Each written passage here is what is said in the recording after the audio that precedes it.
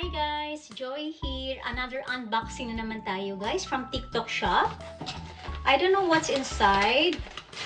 I know the items na mga matatanggap ko, but I don't know which is which.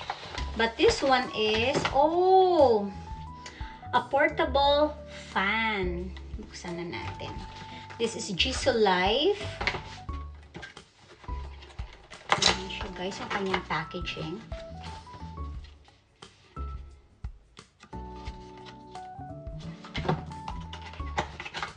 Pang second ko na to na portable fan.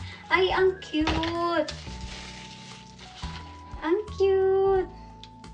USB charging siya, guys.